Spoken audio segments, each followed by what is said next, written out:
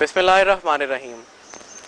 معزز ناظرین السلام علیکم، میں نوید احمد ایک بار پھر پروگرام ورثہ لے کر آپ کی خدمت میں حاضر ہوں۔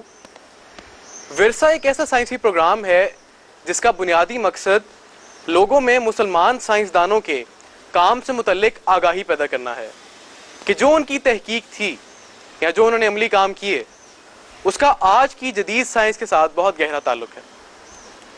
ناظرین، اس سیریز کا پہلا پروگرام جو کہ ابن الہیثم پر تھا آپ دیکھ ہی چکے ہوں گے۔ سائنس کی بنیادی طور پر 3 شاخیں ہیں، فزکس، بائیولوجی اور کیمسٹری۔ پہلا پروگرام جو ہم نے ابن الہیثم پر کیا تو ان کا تعلق فزکس کے ساتھ تھا۔ ہمارا آج کا پروگرام جس بلند پایا مسلم سائنسدان پر ہے ان کا تعلق کیمسٹری سے تھا۔ ایک بلند پایا کے کیمسٹ جن کو بعض مورخین نے فادر آف کیمسٹری بھی کہا ہے۔ جی ناظرین، میں کسی اور کی نہیں بلکہ جابر ابن حیان کی بات کر رہا ہوں۔ جابر ابن حیان کو مغرب میں گیبر کے نام سے جانا جاتا ہے۔ آپ نے متعدد کتب اور رسائل لکھے جس کی وجہ سے آج کیمسٹری میں نئی اصلاحات ہو چکی ہیں۔ آپ نے جدید کیمسٹری کی بنیاد رکھی۔ جابر ابن حیان کے سائنسی کارناموں پر نظر ڈالنے کے لیے میرے ساتھ شریک گفتگو ہوں گے میرے دوست عبد الواسع اور نبیل احمد۔ نبیل، آپ ہمیں جابر ابن حیان کے حالات زندگی کے متعلق بتائیں۔ تاریخ پر نظر دوڑائیں تو ہمیں معلوم ہوتا ہے کہ جابر ابن حیان کا پورا نام ابو موسیٰ جابر ابن حیان تھا۔ لاطینی زبان میں جابر کو گیبر کے نام سے یاد کیا گیا ہے۔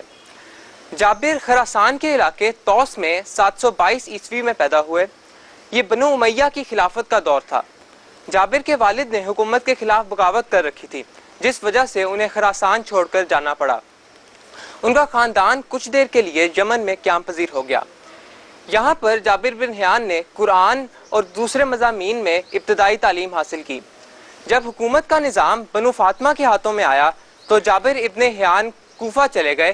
یہاں جا کر وہ خلیفہ ہارون الرشید کے دربار میں شامل ہو گئے۔ جابر نے الکیمی کے پیشے کو اپنایا۔ الکیمی کے سلسلے میں 2 شخصیات کا جابر کی زندگی پر بہت گہرا اثر تھا۔ ان میں سے ایک تو جابر کے اپنے والد تھے اور دوسرے ان کے استاد امام جعفر صادق تھے۔ یہ دونوں شخصیات ماہر کیمیا گر تھیں۔ الکیمی کے سلسلے میں یہ بتاؤں کہ اس زمانے میں یہ سوچ عام تھی کہ مختلف سستی دھاتوں کو قیمتی دھاتوں یا مثلا سونا چاندی میں کیمیائی عمل کر کے تبدیل کیا جا سکتا ہے۔ اس زمانے کے مشہور سائنسدان، فلاسفر اور علم کیمیا کے ماہر اسی مشغلے میں لگے رہے۔ گو وہ کبھی اپنے سونا چاندی بنانے میں تو اس طریقے سے کامیاب نہ ہو سکے، لیکن اس پروسیس میں انہوں نے بہت سی مفید دریافتیں کی جن کا آگے جا کر علم کیمیا پر بہت گہرا اثر ہوا۔ جابر بن حیان بھی انہی سائنسدانوں میں سے ایک تھے۔ جابر بن حیان نے کوفہ میں ہی سن 815 عیسوی میں تقریباً 95 سال کی عمر میں وفات پائی۔ جابر ابن حیان ایک الکیمسٹ تھے، یعنی کہ الکیمیا دان۔ یہاں میں اس بات کی وضاحت کرتا چلوں کہ الکیمی کوئی پراسرار یا جادوئی علم کا نام نہیں، بلکہ یہ تو خاص نظریہ رکھنا، تحقیقات کرنا اور دنیا کے بارے میں ایک خاص سوچ رکھنے کا نام ہے۔ یہاں تک کہ مغرب کے نامور سائنسدان جن میں نیوٹن اور گیلیلیو بھی شامل تھے اسی سوچ سے منسلک رہے اور متاثر رہے۔ یہاں تک کہ نیوٹن کی بیوی کا یہ کہنا ہے کہ نیوٹن رات گئے تک الکیمی کی کتب کا مطالعہ کرتا اور اپنی تحقیقات میں ان کے علوم کو استعمال کرتا۔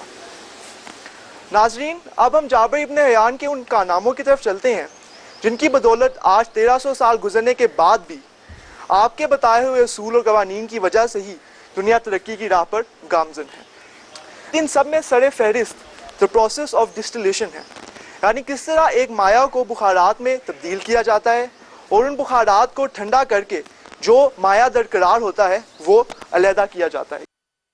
اسی پروسیس کی وجہ سے آج خام تیل سے بننے والی اشیاء کی تعداد 4000 سے بھی تجاوز کر چکی ہے۔ نہ صرف یہ بلکہ پرفیوم کی انڈسٹری سے لے کر مشروبات کے کارخانوں تک ہمیں ہر جگہ اس عمل کا استعمال نظر آتا ہے۔ جابر ابن حیان کا ایک اور اہم کارنامہ یہ تھا کہ انہوں نے کیمسٹری یعنی علم کیمیا کو ایک علمی اور فکری سائنس سے تبدیل کر کے ایک عملی سائنس کا جامہ پہنایا۔ آپ کا اپنا ہی قول ہے کہ عملی کام کیے بغیر علم کی بنیادی حدوں کو عبور کرنا بھی ناممکن ہے۔ ناظرین، میں اس بات کی یہاں وضاحت کرتا چلوں کہ جابر ابن حیان ایک ایسے عظیم سائنسدان تھے کہ نہ صرف یہ کہ انہوں نے تحقیقات اور تجربات کیے بلکہ انہوں نے کیمیا کی تجربہ گاہوں میں استعمال ہونے والے بے شمار آلات اور آپریٹسز بھی ہمارے سامنے رکھے.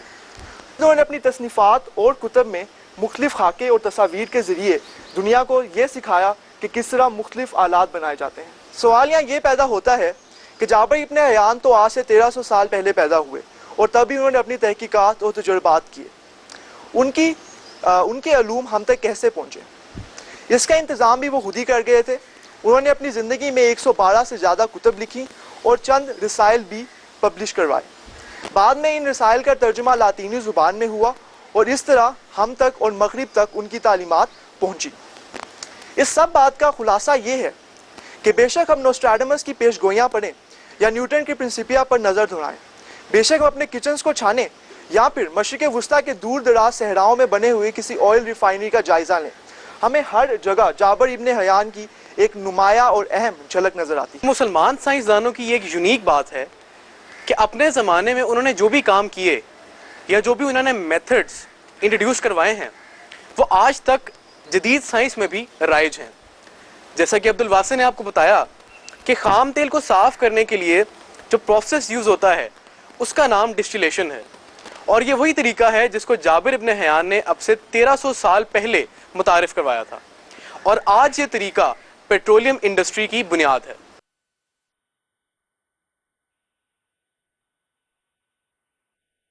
ناظرین، جابر ابن حیان نہ صرف ایک عظیم مسلمان سائنسدان تھے بلکہ وہ دنیائے سائنس کا بھی ایک بہت بڑا نام ہے اور ان کا ایک نمایاں مقام ہے. آپ اسی اسلام کے سپوت ہیں جس کا سورج تاریکی کے بعد طلوع ہوا اور جس کی ابتدا لفظ اقرا سے ہوئی. یہ وہی اسلام ہے جس نے ہمیں سکھایا کہ رب زدنی علما. ناظرین، امید ہے آپ کو پروگرام پسند آیا ہوگا. اپنی فیڈ بیک سے ہمیں ضرور مطلع کیجیے. ہمارا ای میل آئی ڈی ہے pakistan@mta.tv. میں ایک بار پھر ریپیٹ کر دوں، pakistan@mta.tv. انشاءاللہ جلدی حاضر ہوں گے ایک بار پھر ایک اور عظیم مسلمان سائنسدان پر ایک مفید پروگرام لے کر. تب تک کے لیے مجھے نوید احمد اور میرے دوستوں عبدالواسع اور نبیل احمد کو اجازت دیجیے. خدا حافظ.